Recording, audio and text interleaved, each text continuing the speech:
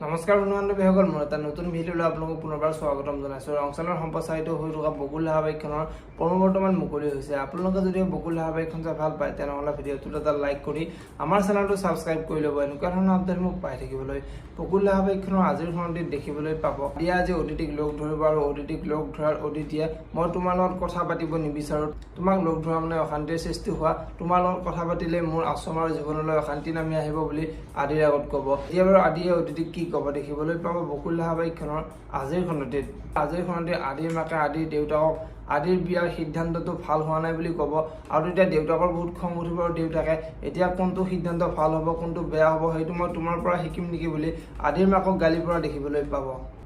আজিৰ খণ্ডত আদিয়ে অধীৰক এতিয়া আৰু তহঁতে এনেকৈ কিমান দিন থাকিবি, তহঁতে নামতহে পতি পত্নী হৈ আছ বুলি অধীৰক সুধিব। এতিয়া বাৰু অধীৰে আদিক কি ক'ব দেখিবলৈ পাব বকুল ধাৰাবাহিকখনৰ আজিৰ খণ্ডটিত। যদিহে আপোনালোকে বকুল ধাৰাবাহিকখন চাই ভাল পায় তেনেহ'লে ভিডিঅ'টোত এটা লাইক কৰি আমাৰ চেনেলটো ছাবস্ক্ৰাইব কৰি ল'ব। এনেকুৱা ধৰণৰ আপডেটসমূহ পাই থাকিবলৈ ধন্যবাদ।